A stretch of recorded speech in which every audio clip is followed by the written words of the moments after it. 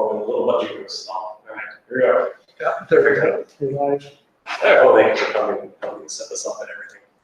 This is so next, logistically, as I said in the workshop or on the Slack channel, next week we anticipate excuse me, sort of new wave of people. So I'll be starting, and I want to try to like have a real organized site of material to go over.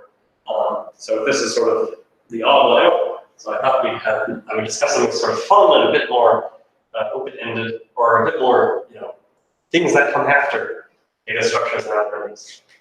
In this case, my favorite subject, computational complexity. Computational, and to really, break up big words, computational complexity theory. Which, like, oh my gosh, the whiteboard with all the equations, like, oh, none of that. I have a lot of notes because I want to make sure, like, I don't skip anything. So, have you heard of this phrase before? I know you mentioned some problems that's like programming riddles that kind of fall into this category. Have you like read the Wikipedia page or a book or anything? I have not read the Wikipedia page, but I think I have a vague understanding of what we're talking about. Okay. I'm inclined to quiz you, but I'll say my own piece first. So I think, from my own perspective, I think it's sort of fair to say that things that fall into this category of computational complexity theory are sort of the most removed, or among the most removed from practical application. Like I have not sat down at a programming problem, either at work or interview, like LeetCode code stuff or whatever, and said, thank goodness, I'm going to think very deeply about this before I program anything. There are exercises that really are language for this, but in practice, it doesn't come up now. So this is not something where it's like, oh, you walk away and you can solve 3 more LeetCode problems, right? But I think this is also, because it's sort of such a high-level view, in a way, kind of getting a handle on its ideas can give sort of a neat set of tools, and I like the word perspectives, on just like understanding programming problems in general. And data structures and algorithms problems. For your day-to-day stuff, it still doesn't say much, but when you think, oh, I want to implement an algorithm to do something, these can kind of, broaden your perspective a little bit and maybe point you in directions you didn't consider before. So I hope that at the end of this presentation, your mind has been slightly expanded about how we can solve problems. And every once in a while, you will get a bit involved in this. Yes, and I wrote this a minute ago as a preface. If you are so fascinated by this, decide that, or you already have, Google things like, so some keywords like NP completeness or NP hard or P versus NP. There's a lot of these like magic words that you can sort of Google. And so there's this fun story related by some super smart math guy, Richard Feynman. And as a kid, his dad said, look at that bird. And he said, that bird's called, swallow in English, and it's called a this in this other language, it's called a this in this other language. And he goes, and if I tell you all the names, you still don't know anything else about the actual bird. And so, something like the other people say, this is NP hard. And it's like, what does that mean? So I'm going to refrain at the end, or I didn't time myself, so we'll see. But at some point, I'll start saying the magic words and this idea that. I really want to try to keep things on here are the things we would cover, or you might have covered. So if you're waiting for a certain keyword, you'll have to wait. So with that said, I'll just sort of jump into this tour. And so I'll sort of guide us in that direction. Do we have any initial questions or worries? Yeah. You said this is one of your favorite topics. Yes. And I'm interested in knowing, I guess, why. Well, I'd be happy to tell you. I'm not sure it's sort of very personal in a revealing sense, but just sort of. All right. Well, I guess it is a question of why are some problems seem just fundamentally difficult to solve? They are math problems. They're not a matter of opinion, but just will always take computers a really long time. And if you believe that the way we think is in some ways related to a computer, things start getting a little scary, where it's there are things that maybe that are unknowable. And so sort of exploring those limits, I found very sort of compelling. Sort of what video games are great. I play them. And like making them is a lot of fun, but it's like what comes after that? Like when we're done making all the video games, like what's left of computers? I feel this sort of stuff. That's a quick. That's the pitch. So nothing to do with interviewing. Yeah, I'm happy to talk about myself more. Okay. So to sort of guide us into this idea and kind of what we're really talking about, let's consider our favorite friend sorting. So we have, I'm not really going to write much code this week, but if we have this list, this array, and we want to sort it, our inclination, and sometimes we should avoid this, sometimes it's a good idea, is to say, well, sure, we can sort this array, but we can also write an algorithm. We could, in JavaScript or Java or whatever, we could write some code that will not only sort this list, but many lists. And so that takes us from let's solve this problem to let's solve sort of this class of problems. Like let's sort lists with, and we can write code in JavaScript. And then, as I hope we sort of internalize from all these workshops, it's like, sure, we can do it in JavaScript, or we can do it in Python, or Java, or C. And so let's say we've implemented quicksort. Let's say, and okay, so we have the lists in general, and all lists, sort with quicksort in JavaScript. And then you can say, well, I can also basically implement the same thing in Python or C or whatever. And so now you just have the notion of an algorithm. Quicksort. And so we're sort of moving from like the most explicit thing to the more general thing, to an even more general thing. So now we no longer have to worry about syntax. We are now talking about pseudocode and algorithms, which is sort of nice. I mean, I'm being a little funny. And then, so we can say, all right, we can talk about quicksort as an idea separate from any particular programming language. So we can say, oh, quicksort is O and whether it's in Python or JavaScript or whatever language you like, we can say quicksort as itself is expected runtime is O and Y. And then we can actually go even further, though, in a sense, where we can sort of go all the way back around and say, well, what were we trying to do? We were trying to sort things. And we can do quicksort, we can do merge sort, we can do selection sort, or bubble sort, or all these other sorts.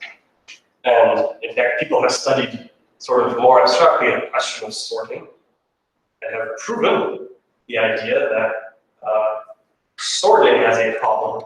There is no algorithm that can, in the general case, it's always bad. There is no algorithm that can go faster than headlong n. So I sort of quickly climbed up this ladder, going from a particular problem all the way to saying sorting is a problem. So we're not even talking about algorithms anymore. We're talking about computational problems.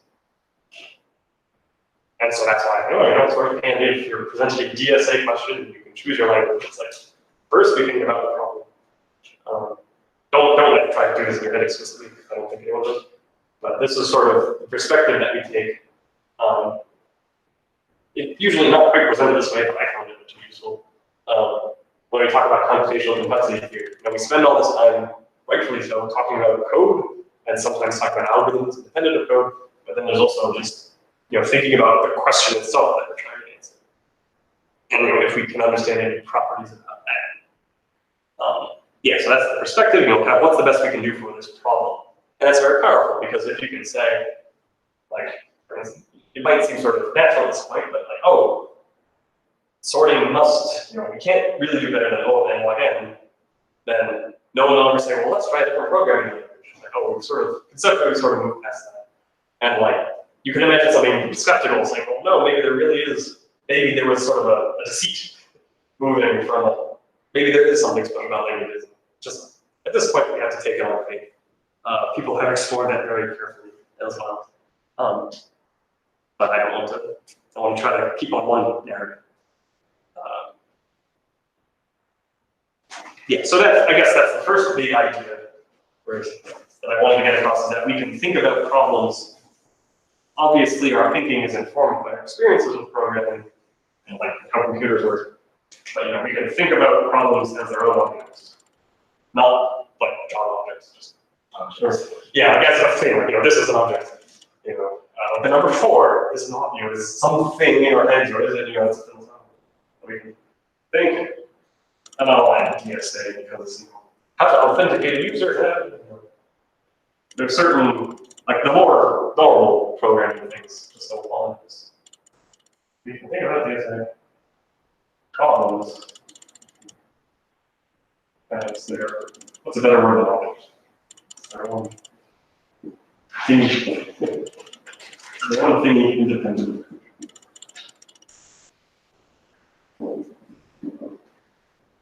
So we can think about DSA problems as their own thingy independent. Okay, that's easy. What can we do with that? Anyway, I suppose we can be very creative in a lot of ways, or we can try to brainstorm. I'm going to go ahead and say, well, maybe we can start taking 2 different DSA problems and thinking about them, and in the sense of trying to relate them to one another. So going back to our good friend sorting, we can talk about sort, which takes a list and returns the sorting of this. So this is deliberately not writing code. Like we know this will take n log n, and then we can have find min element, which given any list returns the smallest element. And I know I always harp on what if the list is empty? All these other basic. Let's just this week we get a pass. I'm giving myself a pass. Find min element, return the smallest element. And I'm saying this, in the array. Don't overthink what I said. Or we think that's not very fair for me. So here are 2 problems. And I hope you both agree that they're or I hope you agree that they're both sort of DSA, DSA-like. And you can say, all right, we know this one takes O of n log n time. And this one takes O of n time. Find the smallest element of an unsorted array. But intuitively they seem a little bit related. Like we sort of care about the order of elements between. I want to make sure I'm on the narrative. And so, for instance, we can say, well, this one is we all know how to implement this at least to know of it. The question is maybe there's some crazy way of doing it even faster. So we can say that, hey, this is fast. Find min element is faster than sorting. Like it just is, no matter what we do. We can sort of say that it's a mathematical truth that this should be faster than sorting, or is faster than sorting. And maybe that's not super mind-blowing, it feels a little bit intuitive. And this might not seem super new because we're harping on of comparing big O stuff.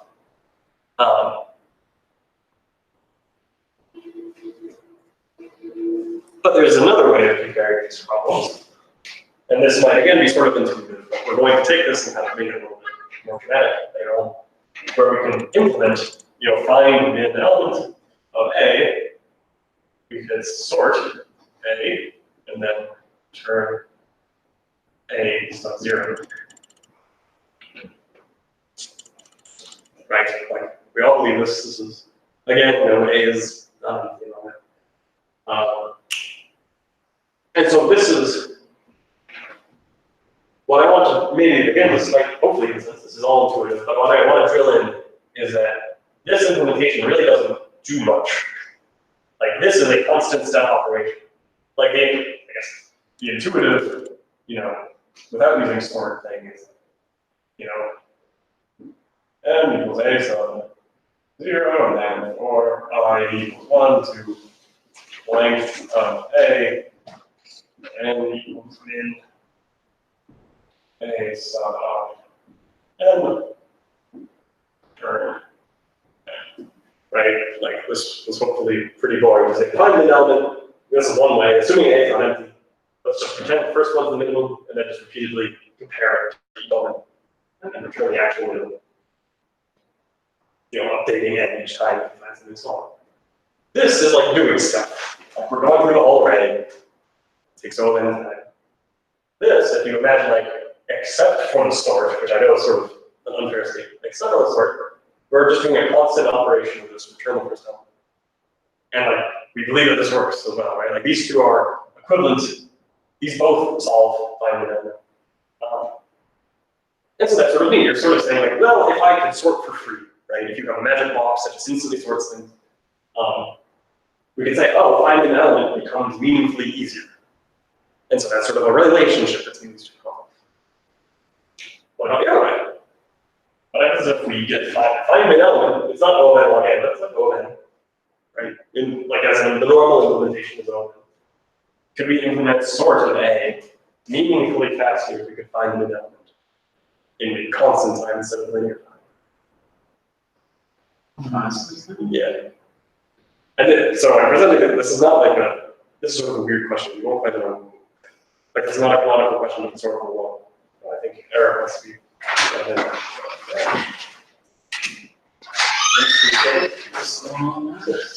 Congrats! We are on camera. Hey, how's it going? I'm sorry. I'm just, if you wanted to say more, I'm not sure. Yeah, so we're talking about relating problems to one another. And we were saying that, we can sort of move from the problem and saying, oh, we can solve this problem with code written in Java, just saying we now have an algorithm that's independent of our programming language. And then we could say, well, we could talk about all possible algorithms to solve sorting, for instance, like restrict sort, merge sort, and so on. And people have studied the question of how might we sort arrays very carefully to show that in fact there can't be a better algorithm than O of n log n. So we can think about problems like sorting, other DSA problems, as like their own thing. Like sorting, the question itself, can only be solved in O of n log n. And then sort of as a contradictory example, I said, well, we can also find min elements, which is just the sort of find the smallest element, you're right. That seems to take O of n time. But if we sort of get sorting for free, we can return the minimum element very quickly. So that sort of suggests, and again, this feels very intuitive, but we'll get to more unintuitive ones. But this idea that if we sort it or we know it's sorted, finding an element becomes a lot easier. And so then what about the other way around? So now we have this relationship. We say, find an element seems to be solved by sorting. So I might say that find min element is sort of weaker than sorting. That if you can solve this, it's really easy to solve that. So now the question, these sort of phrases, can we say anything like this? And to be honest, I don't think this problem mathematically doesn't really make too much sense, but it's sort of to illustrate it. So you won't actually find like people asking this online. Like I said, but the answer, more or less, as far as I can think about it, was that okay, if you could find the minimum element like instantly, for instance, then all right, you can probably kind of argue that you can sort in linear time, which is nice. You go from n log n to n. But that's not nearly the same jump as going from linear to constant. So that's just to say, like, sorting seems to be really useful for finding the min element. Finding the min element doesn't seem to be super useful for sorting, like as its own tool. So this is just sort of a warm-up to say, hey, we can think about problems and relate them to each other, kind of on their own. Sure, I wrote a little bit of pseudo. Like these one, usually these aren't very. Was that mind bending? If it was confusing, actual question. I think I'd see the connection that you wanted to make between the two. Okay. Thank you.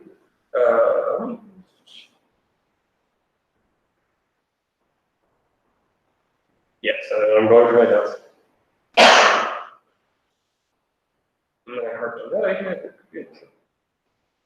Yeah, and so if you flip through, if you find some random, textbook on this stuff, and you flip through it, it's going to have all those arcane symbols I'll get to eventually. But the fundamental idea really does come down to stuff like this. I want to say, can we relate this problem to that problem? Not just like, maybe for fun, but because that is sort of we can start saying, here's what computers can and can't do, and we can start relating them to each other and try to find deeper structures. We're going to get to one of those structures. Okay, one of those structures is called NP. So there's that question, P versus NP. So that's kind of where we're going. That we can group them related based on this relationship. So I'm going to now, I kept on saying how this is not like a super great example. So warm up. Let's get to a real example. So the other big idea is we can relate. We can relate DSA problems to each other. So, has anyone heard of the RSA algorithm? Really? Okay, good. Do you know the book CLRS? Does that ring a bell? Okay, that's also kind of good probably because I have opinions. But like, one of the never mind. As in, that acronym, they're all authors' first names, and there's a lot of overlap there. But let's say you go to Amazon.com and you say, oh, there's a new laptop, I want to buy a new laptop. And you give it your credit card number. Oh, I know this one. Oh, you've been Googled, yes, okay. Yes. So at least, I'm not sure about the S, but at least the R is the same between CLRS and RS. Bit of trivia. Okay, now that I'm on camera, I'm always like, what's that? You know, like, is this something? Is this right? But so let's say, this is a canonical example, let's say, send your credit card to Amazon.com. And that's going over like 1 million wires, right? And people could be listening in everywhere. Have you considered how you might trust that no one has taken your credit card information?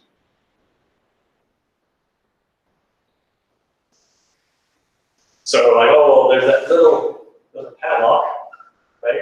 And that's green on the top of the payment. Wouldn't it just be like encrypted? Yeah, so it is encrypted. That's sort of the, and then it's like, okay, the clause, how is it encrypted? Yeah, and so in the war or whatever, the way to encrypt things is you print a book twice, basically, a book of like gibberish. And what you would basically do is you'd say, okay, this guy going behind enemy lines gets the book, and we'll keep the other book. And each message you send, you'll use the next page, and that has sort of a secret code that you sort of randomly permute your letters. So like the first A becomes, the first letter, it's called a one-time pad. But you basically permute your letters completely randomly based on that page, and then the other person may have that exact same page, it's the same book. That's how you invert. But you don't have an Amazon book. So there isn't a way of doing that. I shouldn't have introduced one like that. But the RSA algorithm is basically just that's the keyword. But it's the way of conveying a bit. Amazon can basically say, hey, here's 1/2 of a secret key, or 1/2 of a key in its public. And your computer knows how to use that to encrypt a message that only Amazon, because it has the other half of the key, can decrypt. So well, really anyone who has the other half of the key can decrypt. But only Amazon does. And presumably the key is hard to get. But what's neat is there is that question of like decryption. You want to say it's hard to find that secret key. And how might we say that it's hard? Not that I don't really study cryptography. I don't find that.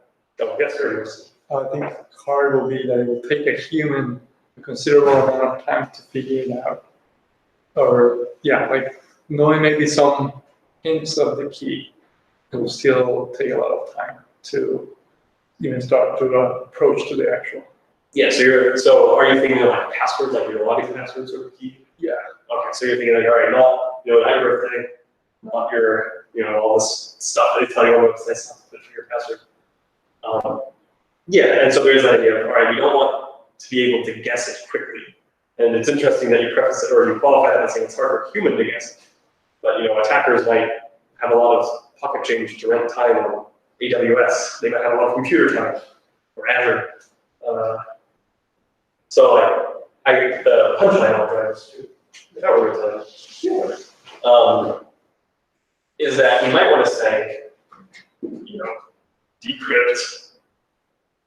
Ooh, wow. Decrypt. Yes, it's hard to spell. Decrypt the message. Comment without the key, without the secret key. So I've written this, sort of like like a DSA question. And we want to say, I would think, we might want to say, this takes a stupidly long amount of time to execute. So this is exponential time, which is usually because the n. So let's say, for instance, your message, your credit card is at what, like 10 or 20 digits or something.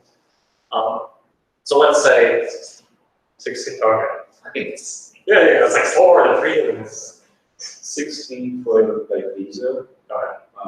Amex, it's a hard number. Okay. Well, let's say the whole message is your credit card and your address and your name. Let's say it's about like 300 bytes. I mean, guess how many electrons there are in the universe? Yeah, where'd that go? It's about 2 to the 1. So if your message is 300 bytes, that would be 2 to the 300th steps. So if we can say, the problem of decrypting. So this would be a very powerful statement. If we could say the problem of decrypting without the secret key takes O to the 2 of n steps, like we're good. Like we'll be dead by the time they figure out everything. I was going to say, I lost my train of thought.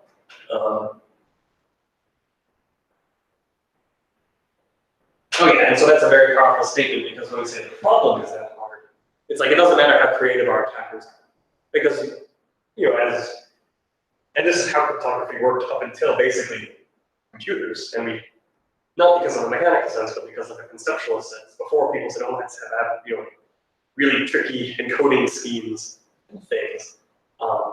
It'll be, I think Leonardo da Vinci wrote backwards and reflected. He taught himself where you could only read his code or his writings by flipping them over and then having a mirror, and you look at it for something weird like that. Well, that's encrypted. It's not computationally difficult.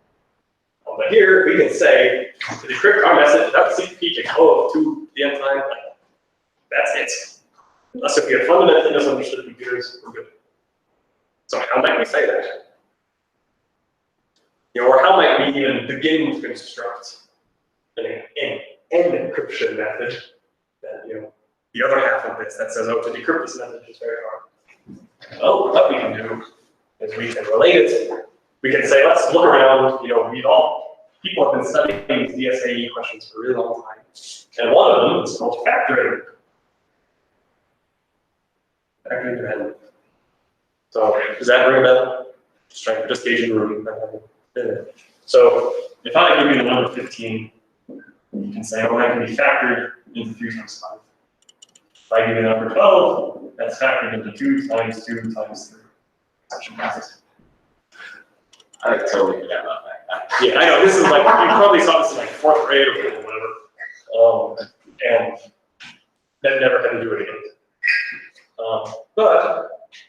And so if I do, with the factoring of 7, you think about it for a minute, you find that actually it's just 7. Or you can write it a few ways. It's 7 times 1. And so this number is called prime. So that's one of many ways of defining prime number. Prime number is one that either you could say it doesn't have any factors or its factors is wholly itself. And so these, conventionally, when you factor something, you usually consider let's break it down into prime numbers. So you can imagine like the building, like the atoms. You can break down a molecule into atoms, and then it's then can, but you couldn't really do much else. So we might define factors around, and here's an actual algorithm that'll work. So again, we're going to bigger than 2, where I equals 2 to n minus 1. If n modulo I equals 0. Sure. So this is not going to be quite the same thing. So otherwise, we'll turn n. So here I'm doing a little trick. And I think this, didn't have time to check this, but I think that's right. But intuitively it's saying that if there's a number, so Frank, let's do it for 9. 9 is 3 times 10. So we know 9 is 10. And what we can do is 9, modulo 2 will have a remainder of 1. Sorry, the modulo is just the remainder. You say keep on dividing 2, or keep on subtracting 2 from 9, so you can't, before going negative, 9 is 7, 5, 4, 5, 3, 1, and then we get 3, and we get 0, which means that 3 divides 9. The 4 will, 5 will, 6 will, and so on. Like you'll always have a non-zero. So have I convinced you that this will give us one factor, or return the number itself if it's prime? Okay. Neat. All right. So I'm saying this is going to relate to our decryption goal, or our encryption goal, really. I have a question. Yes. Are you suspicious? Maybe I didn't just fully get this. This will return the first factor times. Yes. Okay. And then or itself if it's a prime number. Yes, or return n, or -1, or 0, kind of something that says hope. But are you suspicious of something? Maybe I didn't introduce this. But I claim that this algorithm, this doesn't say anything about factoring as its sort of its own mathematical object, or its own thing. But I claim this algorithm takes on the order of O to the.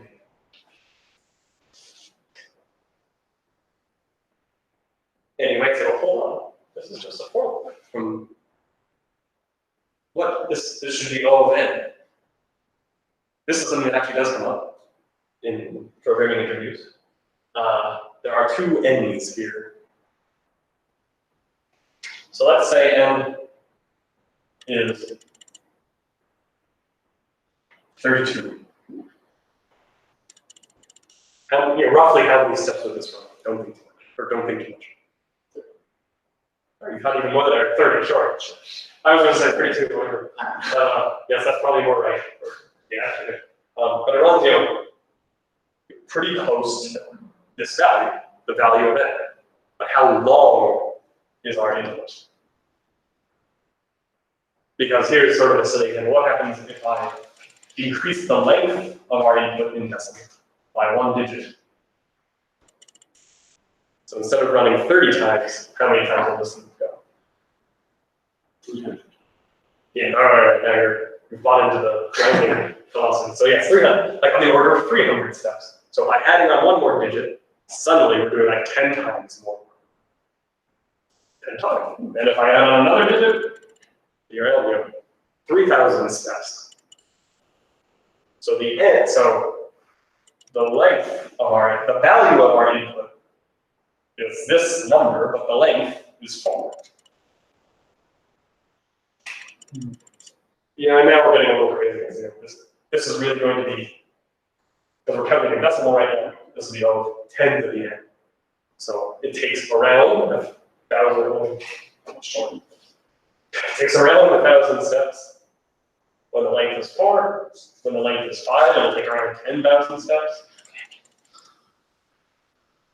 That's just something to keep in your back pocket. And that's just the algorithm that we're writing, looking for, let's say we're decrypting, looking for that specific character or digit, right?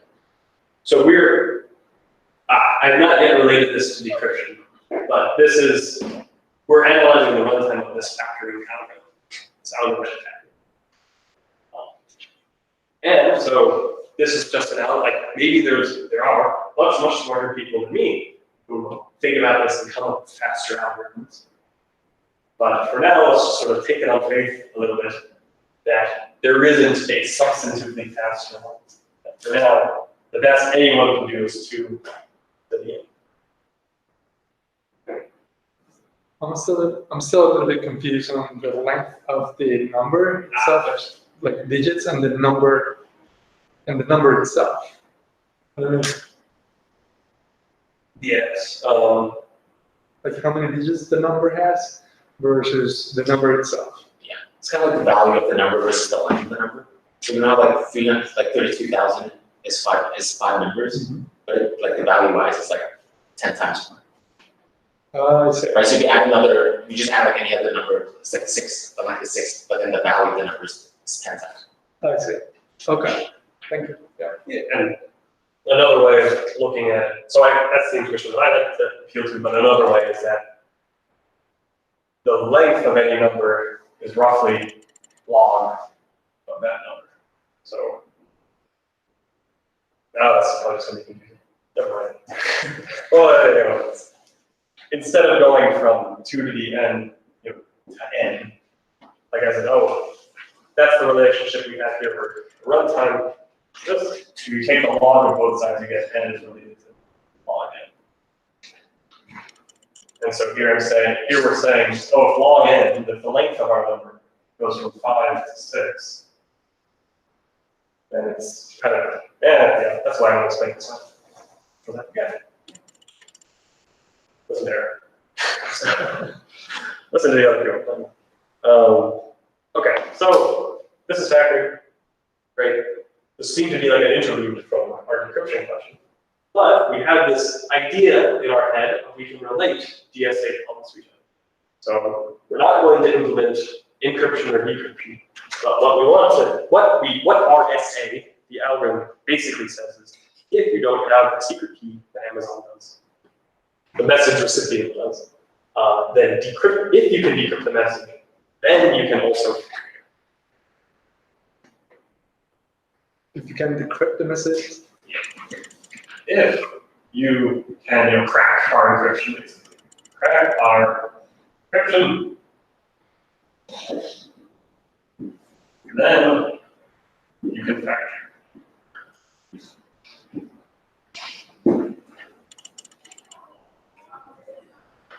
And in a perfect world, what we'd like to say is just to crack our encryption without the secret key takes this long.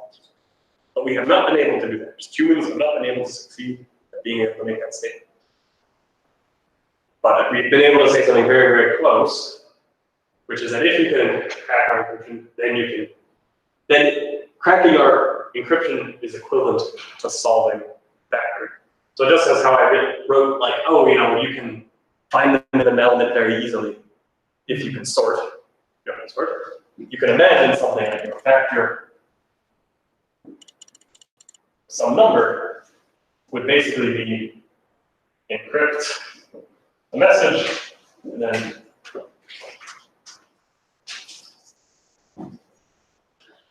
so if you want to factor n, you encrypt the message with n, and then you decrypt it. You crack the message magically.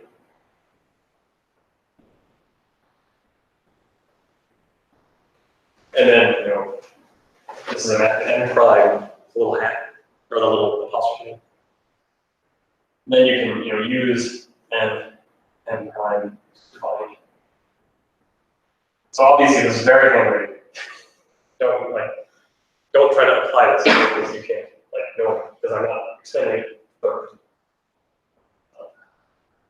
But what they've done is they're able to say, term is, this reduces factoring to cracking the encryption. This is saying, if you can, I'm just going to repeat myself over and over again. Are people suspicious of this? I know it's this is hopefully sort of mind-bending, because I want you to think about problems in a new way. But I guess try to first go back to that sorting example, where it's like, if you could sort really quickly, then you can find the minimum value very quickly. Here we don't have an explicit algorithm really to latch onto. But if you can crack a message somehow, and then I guess I'm being vague about how it was encrypted to begin with. But if you can crack it, then you've been able to find the factor of a large number. I realize now what I should have begun with is that the way the RSA encryption works, you basically give it a very big hard to factor number. It's pretty, the implementation, I'm not going to explain it,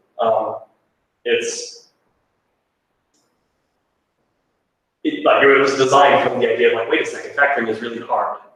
Can we contrive a way of using that where we take a really big number that's really, because it's really big, it's really hard to factor, and then intertwine it with our message, so that the message both is just, you can't read it anymore, and the only way to unwind it is to essentially produce a factor for that. So that's maybe a bit more explicit out. So, Ego. so factoring is part of the encryption. Big version. It's more, yeah, is it? It's more like, so the secret key is something very close to the factor of a large number. So you sort of already, what really, again, I mean, loosey-goosey, but basically Amazon and its computers says, here are two really big prime numbers. So I know those are factorable, and then I'll multiply them together. And that's my problem.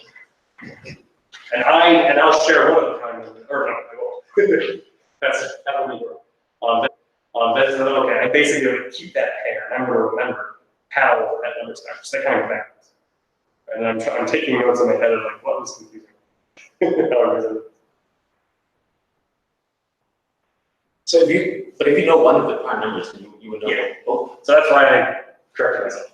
Oh, I forget exactly the secret key. maybe they just have like the. I don't know. So I did write, I can send a PDF for you. I wrote down my notes for 5 seconds.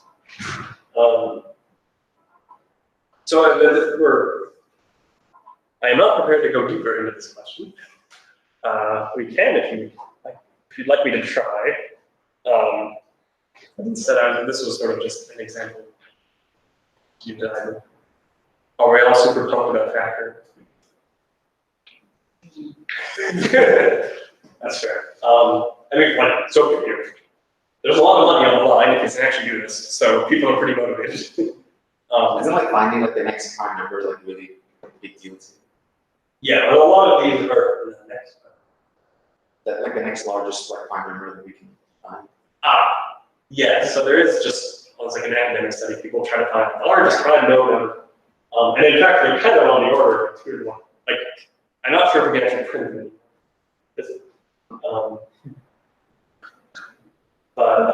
And that they're very unreliable.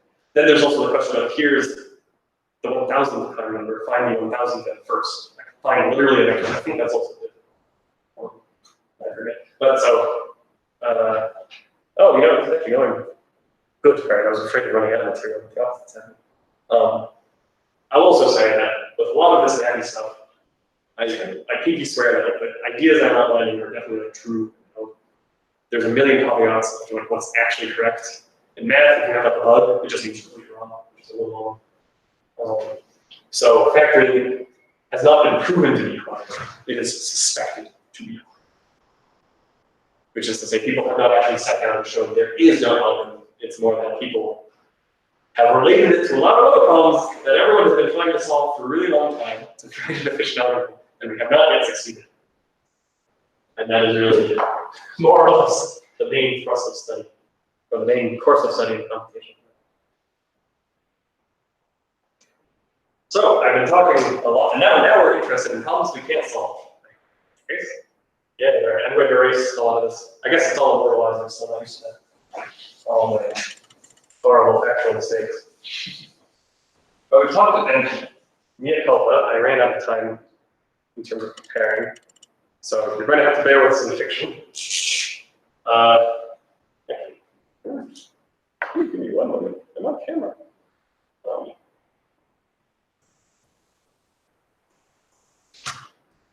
This will take like 10 seconds. Oh, I don't care.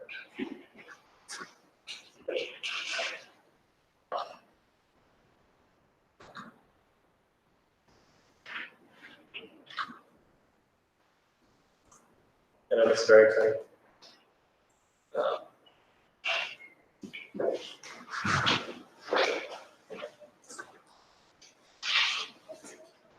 Okay.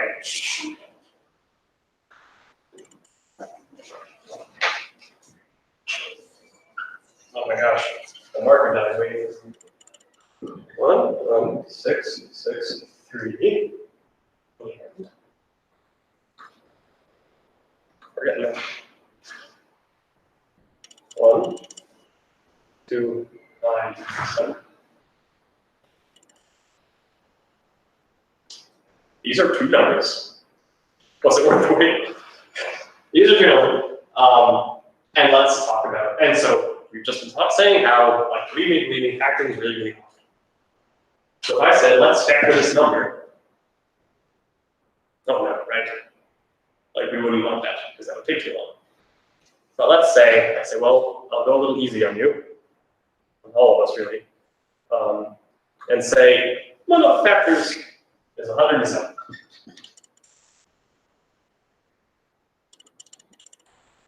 How do we feel about factoring now?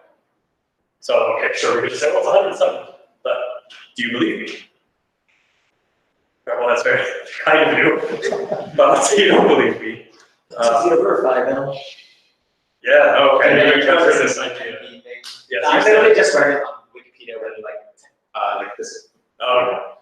Yeah, so there's a question of verifying, and this is sort of, this is when humans, people have said, oh wow, some problems are hard. And it's like, well, what do we really mean by difficult? We can say like, oh, there's n squared, and we say how it is to find the answer, but then there's also other directions we can go. So let's say we have part of an answer. We might say, if, for instance, we go through and actually do the longitude, which has been talk about fifth grade stuff, there's no one. We're trying to divide this number by 100. So one of them goes up here. Line one camera. 9, 6, 3. I mean, I know what number I'm shooting for. Or no, 9, 6, and you say, well, that's 0, 0. I only know that everyone the answer's supposed to be back. And then, well, if that's a 3D, then that's probably 9. Yes, so 7 times 9 is 63, right? And then 100 times 9 is 9, so 9. Here, we're good. We have now factored. So with this one thing, we can check, yes, Aaron was honest with factoring this. And if you wanted to do this on the computer, to be honest, the fastest thing is just do 11663 mod 17. And you should get 0. So, I'm just going to say to Arlo, this is actually my number. How can I convince you of that?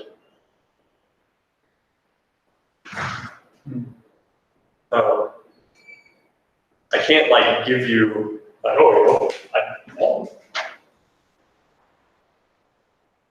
You encrypt it. yeah. Wait for somebody to crack it. Okay, yes, I can remember to do it. So, but that doesn't sound easy.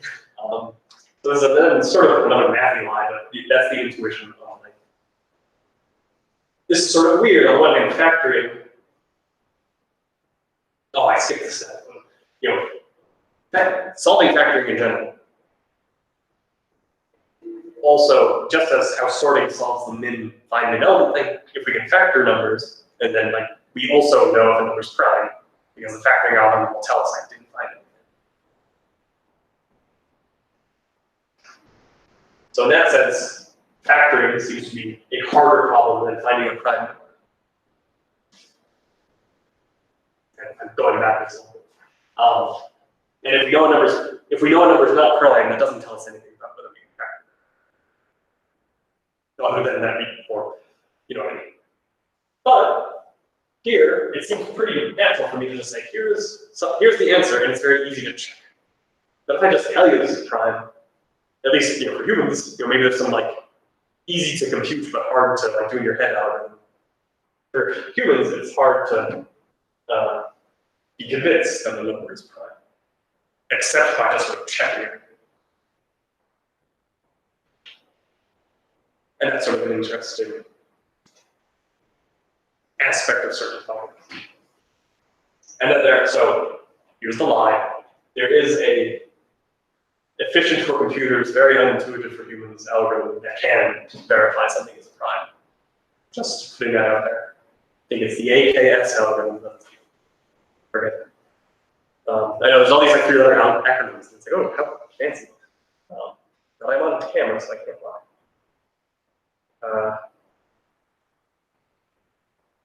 Yeah, so this is a bit weird. It's easy to check the answer for some problems, but it's hard in sort of the negative cases. All right, and now I think we're conceptually ready to jump into the magic words and all that. Is there a question, or are we just thinking deep thoughts?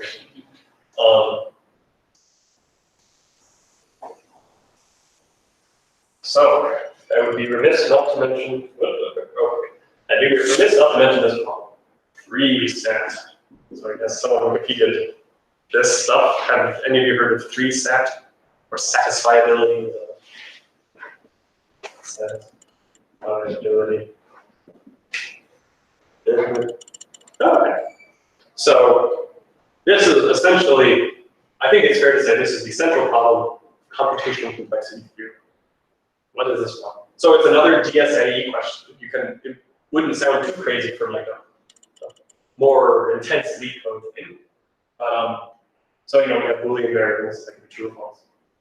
And we have like X. So these are all Booleans. We have X and Y. So this is an and. And this is just an expression which is going to be true if X is true and Y is true, right? This is the most languages, right? And then and there's also OR, which is this. And then you also can have not X, which is usually this. And so you can build a big Boolean expression. You have X, I'm going to do X sub 1 or X sub 2 or not X sub 3, and then X sub 1 or not X sub 2 or X sub 3, X sub 4, sub 3. So for instance, and all of these are themselves joined with names. So we have three variables, X1, 2, 3, and they each appear 3 times. And the question is always, is there an assignment of variables that makes this true? The whole thing evaluates the truth. That's it. It's sort of like solving an equation. So our factoring question would be like, is there a number? So if we have factor of m, it's more or less, is there some m such that n mod m equals 0? This is basically saying, here's this formula. Is there some assignment of Boolean values to these variables so that the whole formula evaluates the truth? Intuitively, the intuition is like, there's a lot of people with different requirements, like seating arrangements and dietary restrictions or whatever. And it's like, is there a valid arrangement of seats for people? Can you just think of it as just checking a few times, and if it passes, we check 3 times and it's true? So what 3 times? I mean, it's called three-stat, so you have to satisfy what you're looking for 3 times, right? Yeah, that's a bit of a misnomer, sorry. The 3 is that. Yeah, sorry. Let's just. As in, the 3 happens to be that, you can always, given any Boolean expression, you can turn it into a thing where you have ORs, 3 things that are ORed together, and then ANDed with a lot of them together. So, whoops. Forget these quotes. But in terms of how did I got sorry, Is X1 different from X2? yeah, this is X, A, B, and C, X, Y. This is because I'm manipulating a lot of these X's. So, right, I should have started with the simple one. So we got to really make it explicit, we can have bool, A, C, and then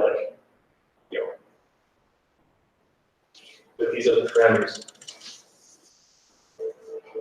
We have some function foo, and it takes A, B, C, and it returns A or B or C. Is there any assignment to these parameters such that this returns true?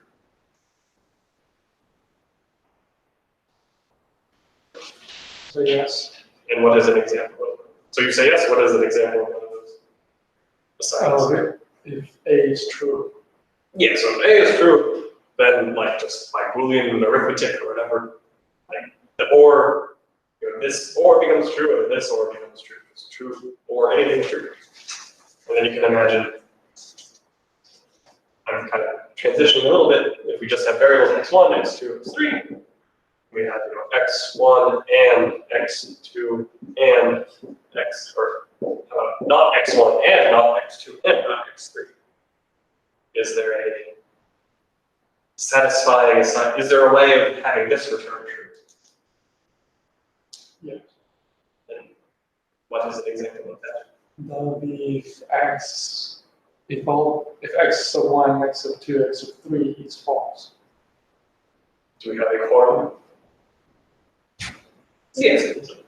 So I mean, I'm kind of using the more math notation kind of trigger. But yes, like if x1 is false and x2 is false and x3 is false, then x1 is true, x2 is true, x3 is true. They're all. And so for an and, both sides have to be true. They're all true. Great. What about and x1? Is there a way of making this return true? So no. Why not? Oh, because we are asking x sub 1 to be false for the first part to be true. And then on the last term, we see x1 again. Yeah, that, or That means your intuition, I agree with, is that this and this, we can sort of just say it's asking us for x, not x1 and x, to both be true, and just like they can't be. Like, one of them, like one of these is either x, either the expression not x is going to be true, or the expression x1 is going to be true, but they can't both be true at the same time. In fact, they're never going to be true at the same time. And if you add them together, you're going to get false. And these don't help. But that's sort of the core. So that's just exploring this question. So that's satisfiability. Just given huge, you can imagine x sub 1,000 is just an enormous formula with lots of ands and ors. And what's interesting is it's like one of those. What is it, like a Rush Hour? You know that old board game where like little cars, you have to move around? Nope. All right. I didn't even know that was a game. I thought you were referencing the movie. Yeah. Oh, fair enough. All right. I think it's called Rush Hour. But like, I'm trying to think. You're thinking. All right, well, let's see really quick. Like, you have like a little green car here. And like, it's a grid. Something like this. And you want to get to the exit, but like there's a truck in the way here, like blocking you, but maybe you can like move it down, but there's a car blocking the way here, and you can move that way maybe. It's like one of those little puzzles where you try to rearrange the picture. Yeah. But the idea I'm trying to convey is like, doing a decision, making this decision over here prevents you from making another decision over there. That's cool. I think it's called Rush Hour or Traffic Jam. Yeah, I kind of tiring. Yeah. So it's times are like just the squares. You gotta get a picture together. Or just like 1, 2, 3, 4, 5, 6, 7, 8, 9, like 10, 11, and then you gotta like. Oh, I see. Yeah, numbers too. You gotta like make them sequential. Yeah. So Sort them. Okay. Either that or wait. I'm losing my mind. But yeah, so the idea is like, if you make one decision that prevents you from doing other actions, where a decision that you could have made may have been closed. Just think of that idea. And that's sort of what happens in these larger Boolean formulas, where you might say, here we have kind of three options. We kind of turning it around, we could say, if we want to figure out the satisfying assignment to this, we can have x1 be true. Great. X1, not x1 or x2 or x. We say, okay, we can make x1 true, and that satisfies this chunk, and this chunk, and this chunk.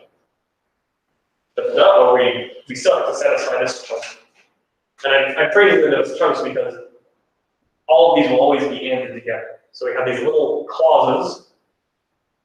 That's just what it's called. This little, a thing of ors is a clause, and it's in parentheses. Parentheses do what you expect. And then they're all ANDed together. So you have a lot of clauses, and you have to keep them all happy. So you say, okay, for you, I will make x1 true. You say, okay, for you, I'll make x2 true. And that works so far, but imagine now if you had not x1, or not x2, or x3.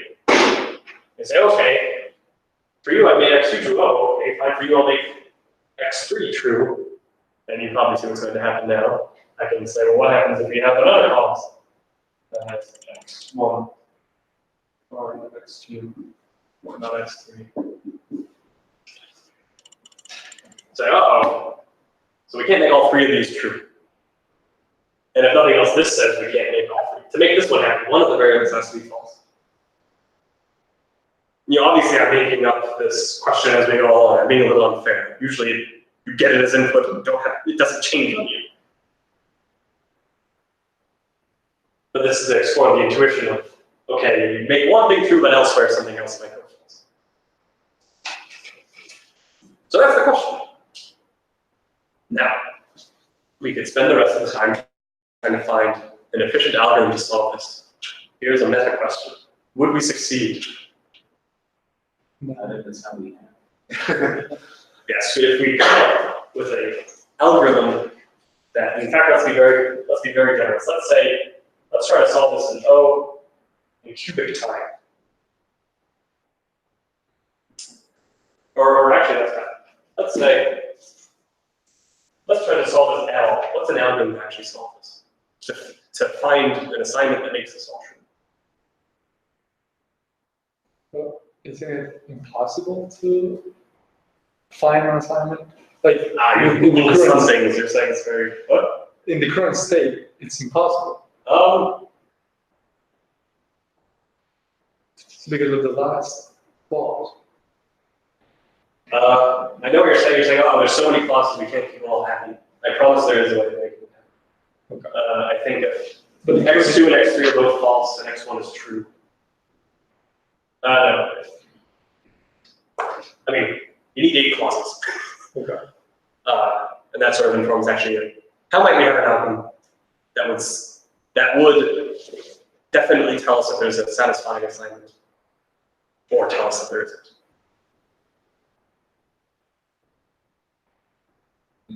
Not just pseudo again. I'm sorry? Just pseudo. Yeah, just like in plain English, at the highest level you're having. What would you have to do? As in, like, question. If I said, I'll give you $1,000 if you solve 10 of these, you know, they're all a reasonable amount of paper, kind of what would the procedure you do? We should look at each one and see if it's satisfying. So look at each one. What do you do? Like check each value basically. Yeah, we would make x1 false, x2 and x3 true, and run with it and see if it gives you something. Otherwise, It's like basically trial and error, right? Okay, so we have x1, x2, x3, blah, blah, blah, blah, blah, x1000. Let's not do that, let's do x10. Just keeping it realistic. So, okay, we might say, and we have some big formula that uses a lot of these. Say, okay, we can plug in, let's just say all of them are false. And you're saying, let's evaluate the formula with all of them false and see if it becomes true. You're not, is that the idea you were exploring? That would be like the easiest way, right? Yeah, or so we can try that, and then we can try true, false, false. Yeah. that's what we would call brute force, right? Yeah, so this is definitely brute force. And in fact,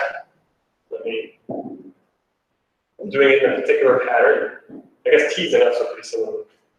But if you replace F with 0 and T with 1, we're basically counting in binary. That's just a fun observation. But basically it's like, oh, okay, there's, keep on saying 2 to the n.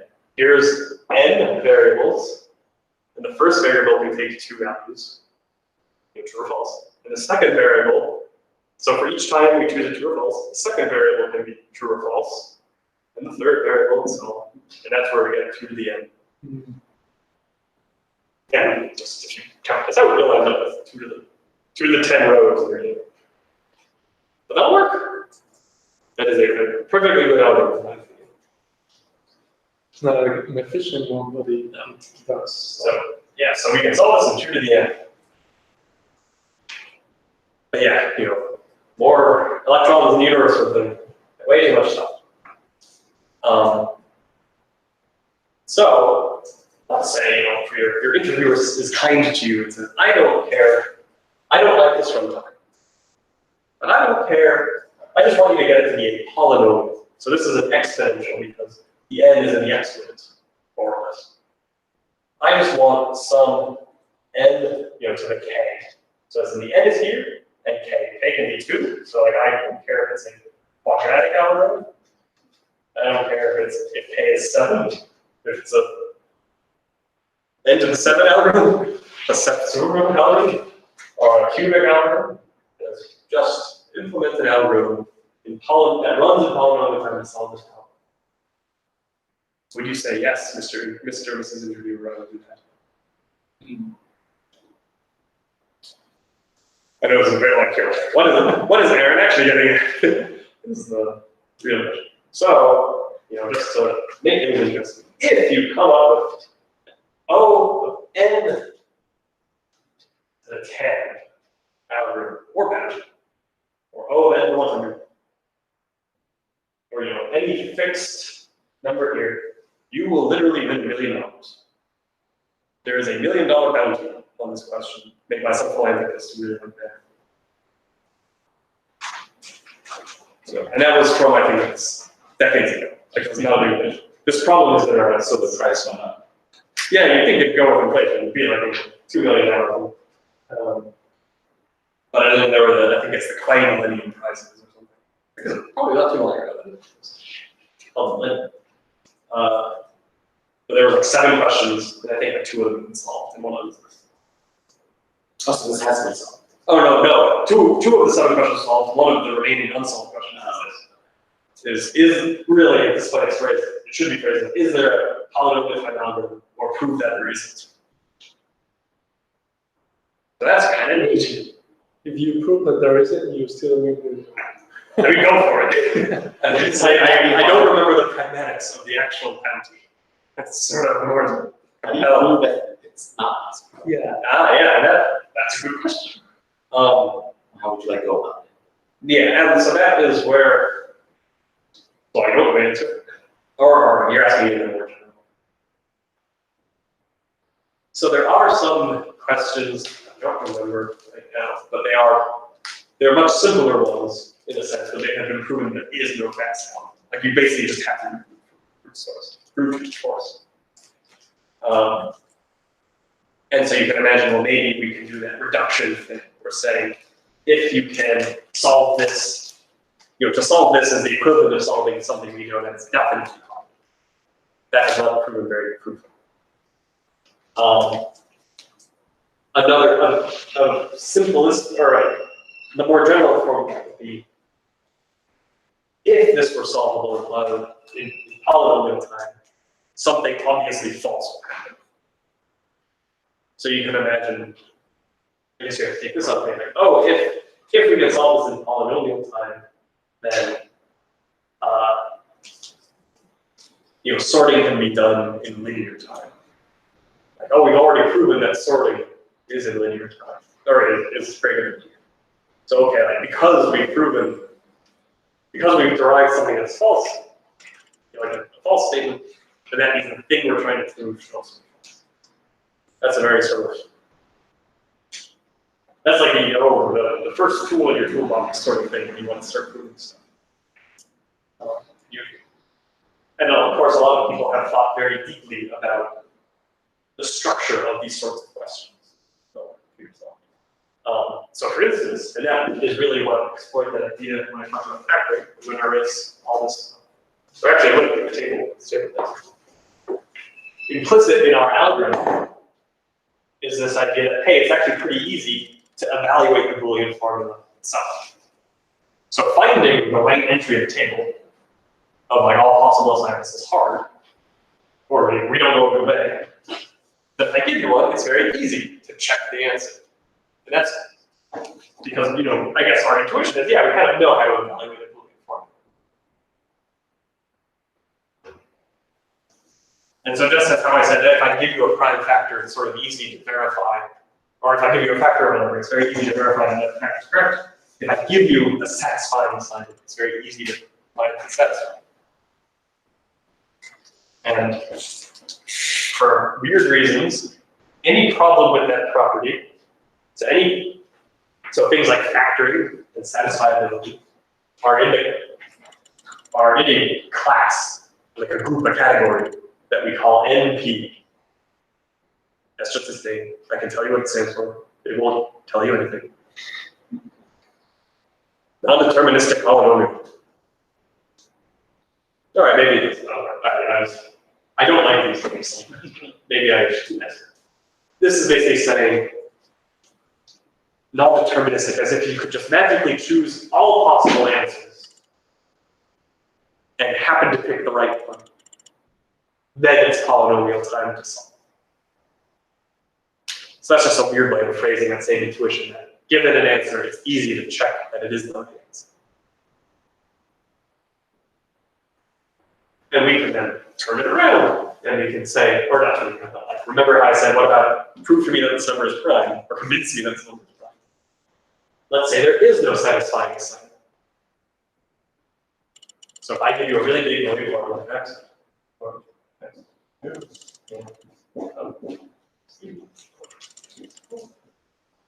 stop. If I give you a really big Boolean formula, and I say there's no satisfying assignment, how can I convince you?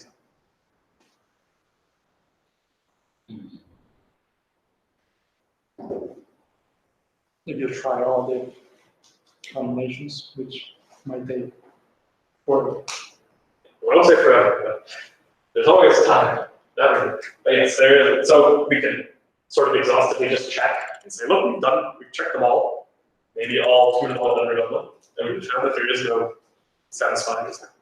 Or really we check all 2 to the n possible assignments and none of them more.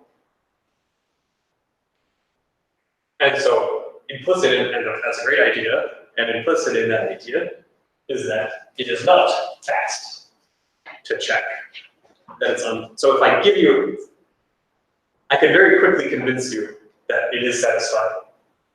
I give you a satisfying assignment, you can pretty easily check it, and then it's true. But I cannot, it seems that I cannot convince you very quickly. It takes me a long time to convince you that it is unsatisfying.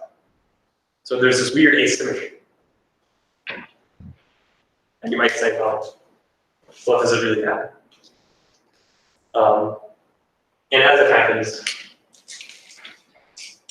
any problem that has that symmetry, where it's easy to check both the answer, easy to check sort of like, oh, there is something that works, and to show that there isn't something, that is P. What is P? This is, yeah, anything that's O of n, so n squared, O to the n, O of n to the 7, O of n log n, O of 1. All of our happy runtimes, that's P basically. Would something like n times n be there, or just because it's another variable? Yeah, so if we have like matrix multiplication, for instance, where so then I would say, well, one of them has to be bigger than the other, or they're the same size. So I'd say, well, I'll just choose the bigger one and just call it m squared. Okay. So this, from a computational complexity perspective, captures things that are fast.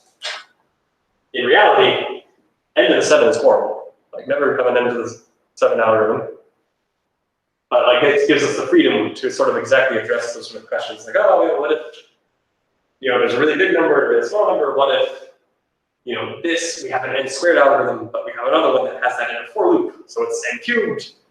It's sort of like, we don't care. We just care only about basically, I mean, 1 3 here, the n to the k versus 2 to the n.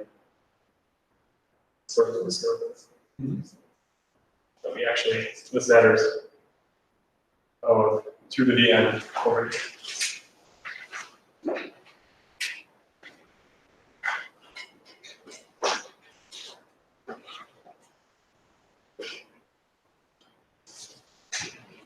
So sorting is a P problem. Yes. You would say sorting is in P.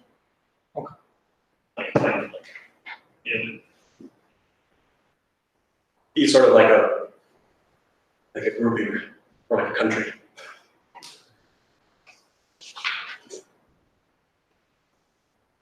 So I know this has been something of a whirlwind, but I hope these are, if you, to begin to navigate, if you say, oh, this is so great, I want to Wikipedia more.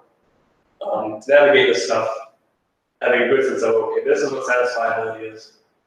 This is what P is, sort of just anything that has the runtime, any problem that has an algorithm that has a runtime. You know, like O and all the ones you're used to basically. And NP is anything where to verify an answer, to check an answer, takes polynomial time.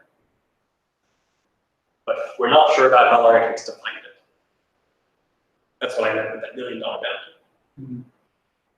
That it might be that actually, that's why people say P versus NP. The question is it the case that anything that you can verify the answer for quickly, you can also find the answer for quickly? And that's a little philosophical.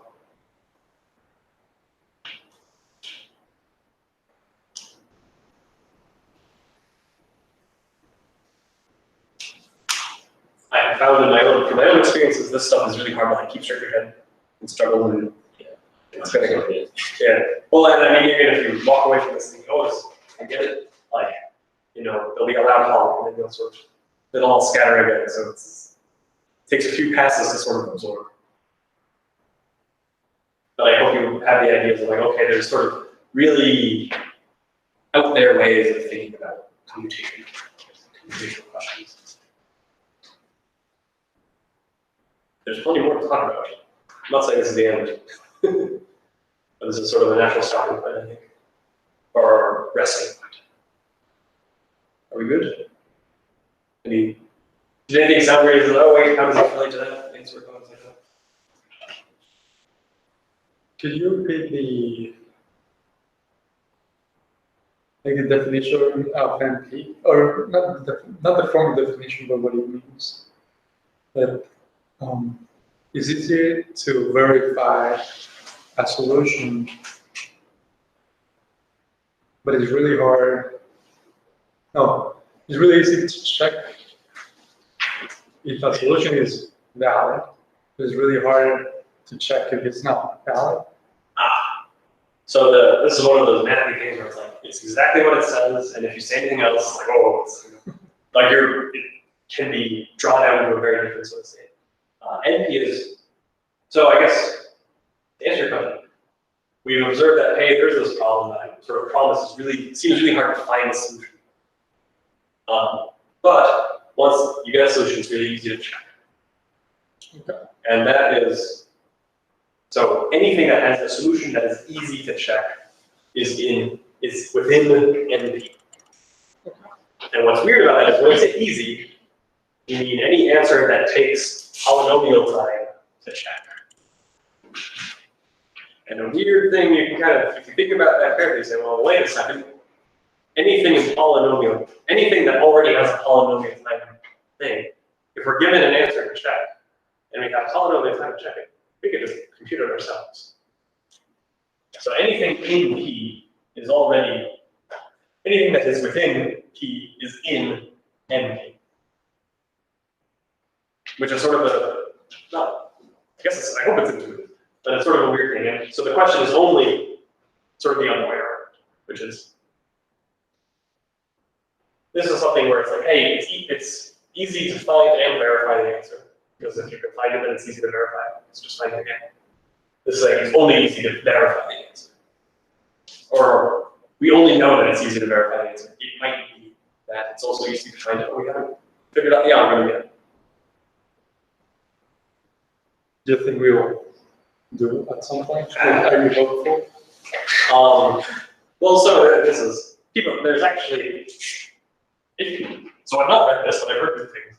There's a book called Golden Ticket, like Willy Wonka. Golden Ticket. I think by Lance Fortnell.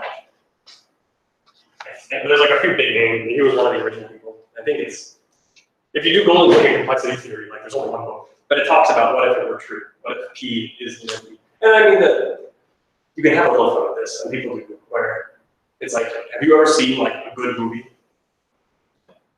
Just like, yeah, that was like a well done. You don't need to be film critics, like that was a good movie. There's no unnecessary scenes. Actors were great, all that stuff. Like, how long did it take for you to figure out, to verify that it was a good movie? You have to watch it. Yeah, so I got right? Then maybe like an hour really thinking about it. How long does it take to make a good movie? Probably a bit more than, like, I don't sit the camera down and say, go, and like improv and everything. And so obviously, making a movie is not exactly a DSA question. But that is sort of a starting point for the intuition of like, this seems to, there's times you're thinking really hard and suddenly you get the answer. It's like, it kind of feels like you've been looking at something where you really know that, like, it's really hard to find the answer, but once you do really know it. This is a little thing, it helps when it's like 3 a.m. You're thinking about this sort of stuff. So to your question of, do I think it's, I don't, like, there is actually a survey, oh gosh, this is me resurrecting some like 5-year-old edifice where I actually looked at stuff for a while. What's his name? RJ Liston. Nothing. So RJ is like a guy, like that's his name. But he, I think, sends out he's a professor of this stuff, and he sends out a survey to all of his professor friends, saying, what do you think? Do you think it's going to be equal?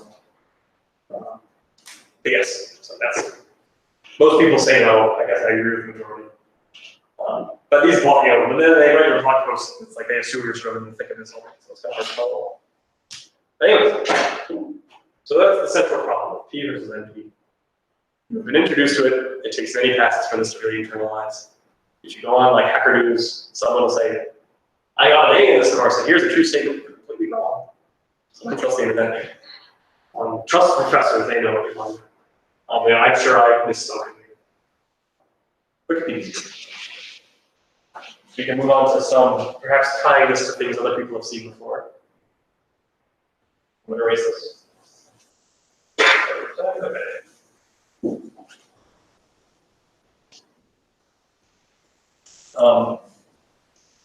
So we have NP problems. So problems in NP, well, there's like sorting and multiplication and all those sort of annoying ones. This is just to drive home the idea that it also contains P, like all our happy algorithm. But we have things like satisfiability.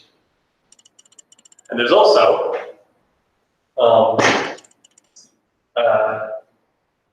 something called the traveling salesman problem. Have you heard of that problem before? Oh, okay, there's a couple of. So the idea is, you have a lot of cities, and salespeople can't blame, but they are entirely motivated by money. And they say, okay, I have to visit all of these cities, and it takes, no matter what, this is controlling, no matter what, it takes a day to travel between them. I only want to visit each city once. I never want to repeat myself. And each airfare has some cost. So this is $100, this is $10, this is $50. It's $200. $300, this is $10, this is $400. So each, that's to connect it to that edge. Or no, the other edge. But they're both $100. So this is just asking, how might I visit all of these nodes exactly once in the least amount, with the least amount of money spent? So sort of like, these are the edge weights. and you just want a tour, right? And the claim is that this is also something in NP. But basically what you can do is you can say, not necessarily the cheapest, but you could say, is there an itinerary that costs less than $1,000?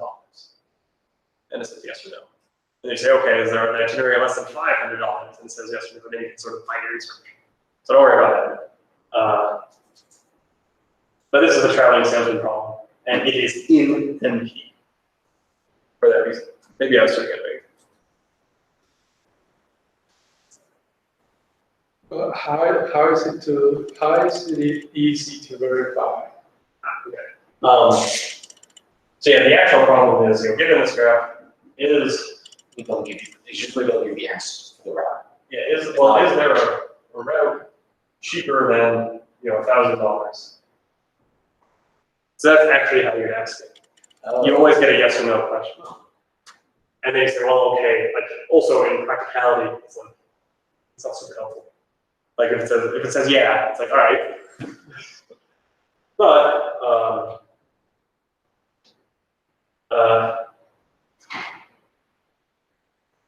I see what you're saying. How is it that you verify? Like, they would have to give you the route now. This is what I. Okay, so this is another, I know, this is, clearly I prepared very well the first time this slide. Here's the error. So what you can do, another neat property about NP problems, a lot of them at least, I'm not sure how, weird things happen when you say after these things. Is there something called self-reducible? And that's to capture the idea that this is a traveling salesman problem. And let's say, or really, you get the graph, or what was it? You get the graph and then a budget. So this whole thing is a traveling salesman problem. Let's say this, where I made this a ludicrously expensive edge, $950, is also a traveling salesman problem. Right? Like it's a graph and a budget. But this is hacking. This is saying we have a magic oracle that tells us the answer to the traveling salesman problem. Just says yes or no. It says there is a budget, there is a path that fits your budget. What I did here, I'm back to the original, is here, we had 50 and a budget of 1,000. And it said yes, there is a path that works in your budget. And I say, oh great. What I'm going to do is I'm just going to now lie and say this is a ludicrously expensive edge. Or is it? Oh, hold on, I'm improvising this.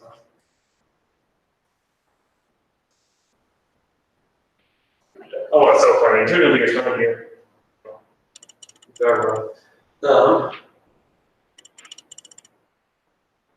That's over. Is it like if you add two edges and they go over the budget, then you verify that? Well, it's more the idea I'm trying to capture here. So, the traveling sales problem, we would only take one of these three edges in general to start, because we would not be able to return to our original starting point. Am I mixing this up with anything? Let's say this is right. Then I say, well, by I'm changing the problem so that these are so ludicrously expensive, it's as if basically they're not even there. And so if there's still a budget here, then I can sort of say, all right, this is clearly the first edge. And then you can say, all right, now I know I'm supposed to start over here, and I can kind of repeat that process. Or maybe I say, okay, there's still I still get true, and then I change this, and it says false. I say, oh, when I make this edge really expensive, or basically equivalently, if I remove this edge, there's no longer a valid path, and clearly that valid path should have included this one. This is again a sort of proof by contradiction thing. I'm sorry, can you repeat that last part? Yeah. I'll just, I forgot the numbers I had. Something like this.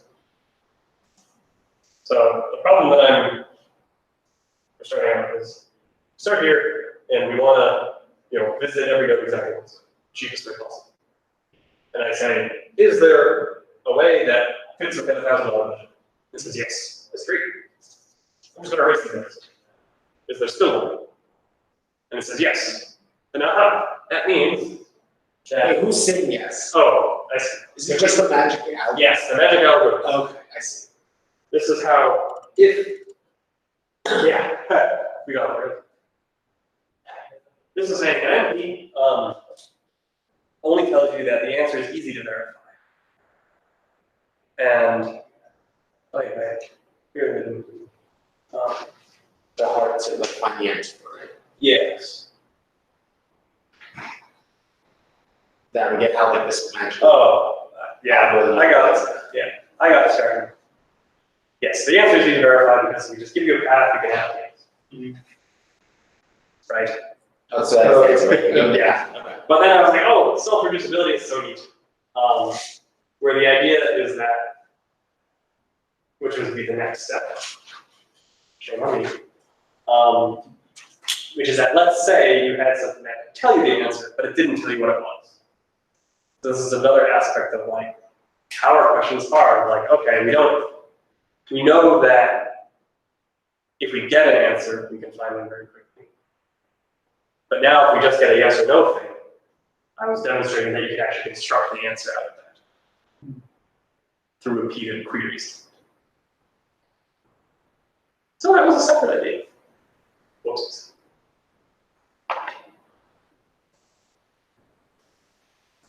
But yeah, so Carolyn's other one is another one, or is in NP, just as static, because yes, if you get the path, you can just add up the edges and see if it's within your budget.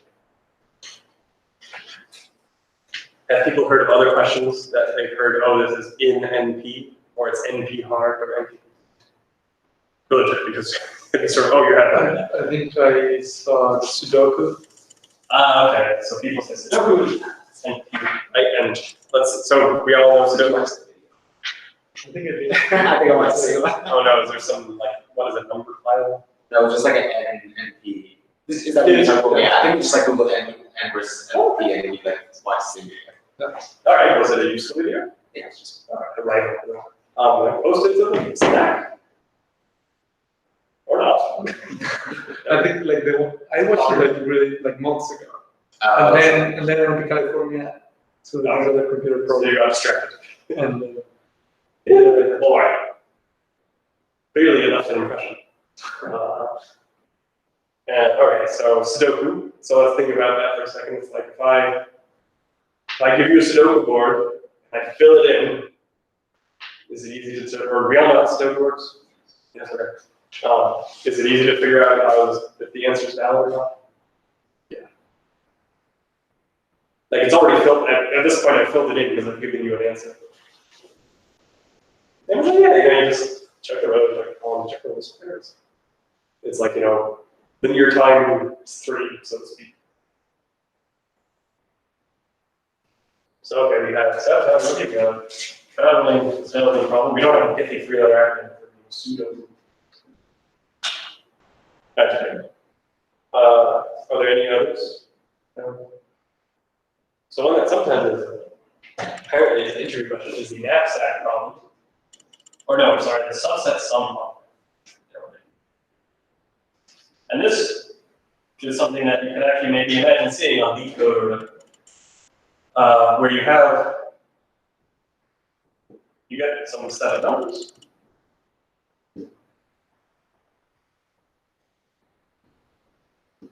And then another number. And the question is, can you select a subset of those numbers that sum this?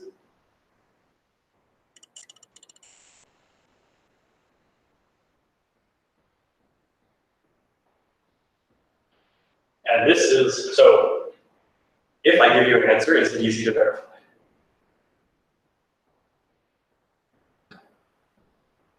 I'm interested in the set of numbers or is it yes or no? If I give you Let's see if there actually is an answer. What's the question?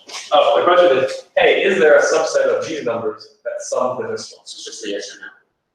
Or no, so if I then turn around and say, let's see if there's a, I'm just going to sheet. Oh yeah. Oh, I didn't even mean that. I'll say, well, look, I think the answer is this. Here's a subset, and I claim it is the answer. It is an answer that works for us. Is it easy to verify? Yeah. So if we really did, we'd say, all right, this number is in the set, this number is in the set, this number is in the set, this number is in the set, and this is they sum to 30. And then, to be clear, I guess the question is, verifying if it were wrong too. It's also easy to tell, right? Like, it's sort of disappointing, but yeah, you're just like, oh yeah, it's 35, yes. Or like 7. Oh, it's not in the set. So the idea is simply that it's easy to verify any answer, including the right ones. But how that you find what would be a naive is the judgmental word people use. What would be the straightforward way of solving this problem without regards to time capacity? Try every possible combination. Also try every possible subset. Combination or subset? Can you break the tie? Or introduce a third? Yeah, I'm still not here yet, but Oh, I'm still thinking about just iterating through and iterating as many times as possible until we get to 30. yeah, so So always checking. okay. I think we're all on the same approach of like, well, we want to try kind of every possible answer, basically, brute force. And yeah, so the keyword I would use is every subset. Combination is I guess every combination. Combination, I think, would also fly, in my opinion. But yeah, and so we try first to go 1, then 1 to 5, and then, or no, how about 1, and then 5, and then 1 and 5, and then 6, and then 1, and 6, and then 1, or and then 5 and 6, and then 1, 5, and 6, and I'm trying to make a very evocative pattern where I'm like, oh, this is how many subsets are there of 7 elements? And you tend to say 2 to the power of n, but not really knowing why. Okay, that's fair.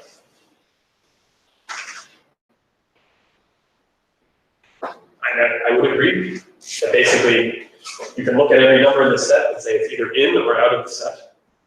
So that's, this one's either in or out, and whether or not we've chosen it, the next one's either in or out, and so on. And we have 2 in the set, and more generally 2 in. And okay, we might never want the empty set, so scrap one, whatever. But this is, hey, 2 to the n, just like how in satisfiability we had each variable is either true or false. And you can imagine traveling salesman problem like each edge you either take or don't take. That seems a little wasteful. But like, there's always a common pattern in these things is that it's pretty easy to come up with like an example thing to verify, so it's hard to find the right thing to verify.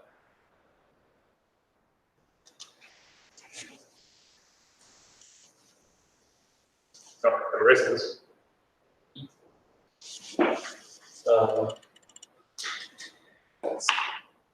Keep on getting logged out, sorry. I wanted to make sure I went through a few common examples. Yeah, so oh yeah, here's a fun one. Do we know how to find the shortest path in a graph? I think I was asked that in this coding challenge. Yes. Shortest half what? No, the shortest path in a graph. I really should have prepared more for the traveling example, which is not the shortest path. But we have to graph this, and we want to get from the source to the t, because that's usually how it's spelled. And yeah, we just want to use as few edges as possible.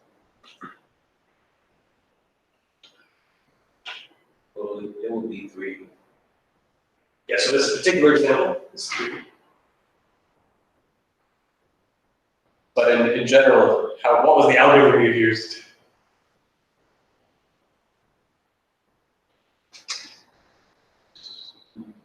It's a secret.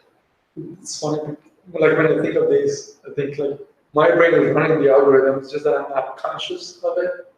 Yeah, so you are probably saying, all right, we can start from here and kind of explore outwards until we get to T. It's basically solving a maze. You know, let me give you the kitty. That's annoying. Breadth first search, just so you know, more or less is the right way to implement this. When there's no edge weights, these are all. How finding the longest path in the graph? That first search. Fair enough, that's a good guess. Just the other one. So in fact, the longest path is only known to be in NP. It is not, there is no known polynomial time algorithm behind the longest path. So I know breadth first search is still like kind of hairy, to implement, but it's sort of considered, the people who spend their lives studying this stuff, they figured out breadth first search very quickly. People who spend their lives studying stuff, they still haven't figured out a fast way of finding the longest path in a graph. They know how to find the shortest.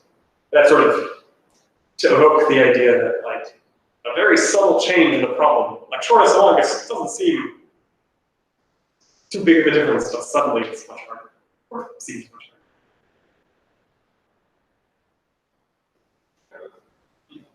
harder. And the last one, this is just funsies. I think you were there last time. I just coloring a graph, free coloring, 4 coloring a graph. So, oh no, I didn't know my arms today. I have trees. Sorry? I have one with the tree. I did it before with trees. Oh, okay. Well, I didn't solve it, but it's fun. Basically, yesterday, you can see if you can have your color secret with the tree. That was like a good question. Some sort of like checkers sort of thing? Yeah. Oh. Well, this is, I hope in a way, sort of a simpler question, but it's the idea of giving a graph. I think the green might not be erasable. I think it's sharp. Oh my God, I see, that's why you put it that. I was like, green's a great color. All right. It'll be it. Let's just put that there. Thank you. Sure. All right, well, we have 2 colors. So basically the question more or less is, can you don't want, right here. This is okay. Having, a white node, here we go. This is an okay color so far. This is saying a node that is one color wants to be a different color from all of its neighbors. And that's it. So it's saying, is there a valid color for a graph?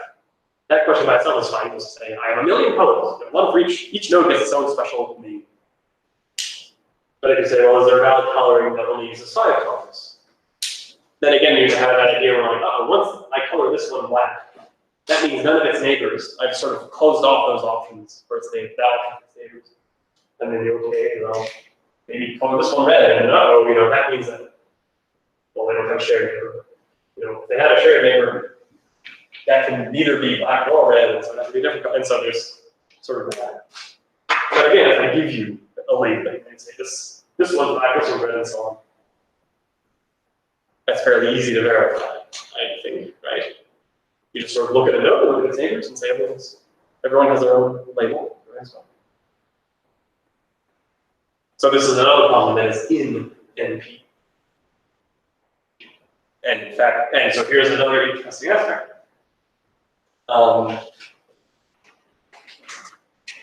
Yes. I want to be careful about this. Yeah, so the question of can this graph be colored with 4 colors is hard in general, or like we don't have a fast way of doing it in general. But if the graph has no overlapping lines, it's called planar. So if you can draw the graph in a way, so here, for instance,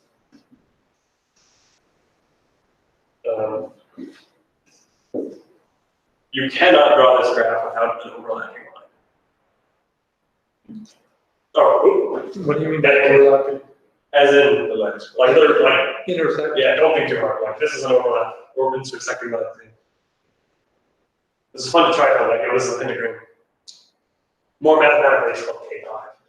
Just want to sound like alien. R2D2. But so as in some graphs, you have to have an overlapping line. But if you're in a graph, like a really big graph even, that you could draw without an overlapping line, you could always color it for. And so in that sense, it's easy to say whether or not you can. So this problem becomes solvable when it's planar, the name for me, no overlapping line. But the moment there's a single overlap, in a sense, the moment there's a single overlap, you have no idea what to do. Like, we don't have a fast way of solving. So again, this is one of those things where it's like, this is the longest versus the shortest, but it's like, oh wow, just a slight, what sounds like a slight differentiation suddenly makes it a lot harder. It's pretty interesting. So I think and that's also why I'm always so cautious in trying to make everything with caveats, because it's like one little misspeak and oops, you're lying. Oh, that was the Zoom. So intense. I think I'll hate your. Yeah. All right, I'm 5 years out of this, so I'm good. I had my fill. But then I mean, like, so I say, but the big picture stuff is still, the details get fuzzy, but like the big picture stuff is pretty good. Yeah. So I jumped the gun on self-reducibility. That was that idea where you start sort of trying to extract out an answer if you're given a magic quorum to tell you these. So I can either over the floor to, I think at this point, like, let's see what we've done. We talked about the idea that we can think about DSA problems as their own thing, as their own objects, separate from even algorithms, separate from code.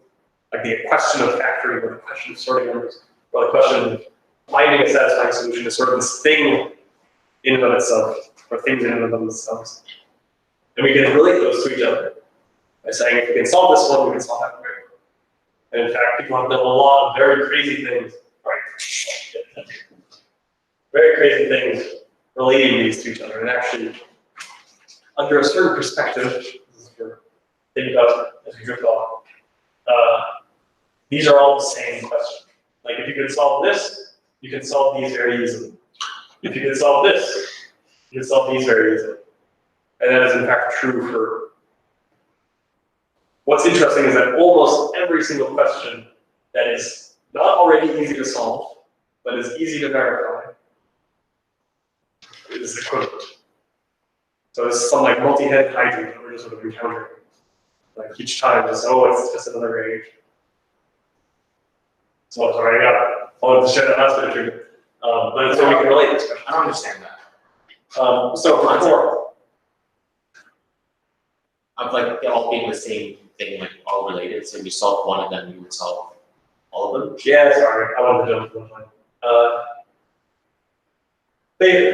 A mechanical example would be if we had some question about Sudoku, for instance. So we have some Sudoku problem. We say, is there? So forget verifying the answer. The question is, let's try to find an answer to the Sudoku problem. What you can actually do is you can take that Sudoku problem and then phrase it more easily. Let's do traveling example. So is there a path that satisfies our budget? There, you can write an algorithm which usually transforms, that graph and that budget, and it gives you a Boolean formula such that this has a satisfying assignment exactly if there is a path in the budget here. So if we had some magic oracle that could solve SAT for us, we could say, oh great, we have our little this is called a reduction algorithm. We take our traveling salesman problem, we turn it into SAT, then we have the oracle. And this is what I mean by equivalent. I sort of stumbled into this and didn't need to introduce it because this is sort of the bread and butter of this stuff, but it's nothing smooth. Like the Sudoku problem could literally be seen as a stat. Because you're checking if the block is unique, if the square is unique, if the row is unique, and the column is unique. Yes. Yeah. I mean, the Sudoku question is a little harder to phrase. But I agree. Unlike an athlete. And in fact, it's much weirder, but you can also go the other way. And I will try to illustrate. But that's what I claim with my theology. But that was all big on this idea that we can relate columns to each other. And I hope that this has been sort of mind opening or whatever. Say, oh, I don't expect, like, I don't think this will come up when you encounter a DSA interview question. You say, oh, good thing I can reduce SAT to Crowley-Tilton problem or whatever. Or the other way around.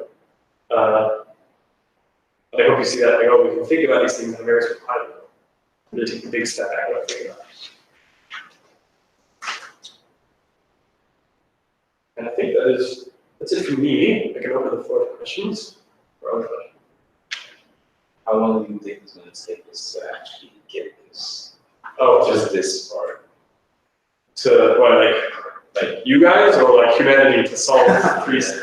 Well, Oh, so I like this is like I try to stress like this stuff is. I think there are plenty of, from a career perspective, there are countless successful computer scientists, programmers, whatever, who don't know anything else. Like this is, I hope I made it clear, this is sort of for fun, or like here's other stuff. I think it's useful. I don't think, I think there's something more useful to learn. The stuff that you kind of already know, oh, let's try this. So I do want to make sure, don't distract yourselves with this if you feel like you want to focus on more practical stuff. Yes. Would you say this is not practical? And in the sense that, I guess, yeah, like it doesn't come up. Oh, it doesn't come up at all. Right. Yes, actually. So maybe it's a little. I disagree. I think this kind of stuff like helps you think of problems in different ways. So like if they ask you like a general question, like you might be able to relate to that, like the answer to that question with like an answer to something else. I mean, like just being so used to looking at harder concepts helps you with like easier concepts. Yeah, I think so. Oh, And a lot of this stuff is like related to this because this is like very high level. It's not like very granular. It's just like it's applicable to like a lot of questions. I agree. I hate to say it. Usually it's harder to get people to say it. All right. Or I enjoy it. But yeah, I mean, I guess do these big especially, but like do these questions come up at all in like any program? Like just asking it's useful. Like it's knowledge, but it's useful for somebody to learn. Yeah. So I mean, I do agree genuinely with like that. Oh, it's sort of like it's like a weird exercise. It's not that you will do that exercise in practice, but like it helps strengthen kind of the threads. So you're thinking from like a teacher's perspective, right? So I think for stuff like this, it's like hard to like get you other students ready because I think like for me, it's kind of like you have to have like a base knowledge in order like to be able to apply this stuff. So it's kind of like you have to like I think it's just like certain students will be able to like utilize this, and then like some people just aren't like there yet. So I think it's like useful to like teach and just like teach some class and then like whoever will find this useful will find this useful. I guess the point I want to make is, like for my own case, I think besides the point that you made that this kind of helped me think of other problems, is I don't see a lot of use for knowing this, but it's still really curious and really interesting, which is kind of Frustrating. yeah, I guess. Sorry. It is hard.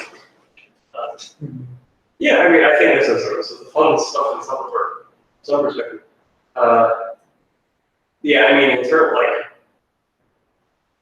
the traveling salesman thing, like the name sort of suggests that it's practical. And in fact, like I think way back when UPS basically said that, yep, we're gonna do as much as we can. It was a big thing where they sold like trains. Like as in the shortest route of like any major stops in France, they just something like that. And actually the satisfiability stuff coming up a lot in like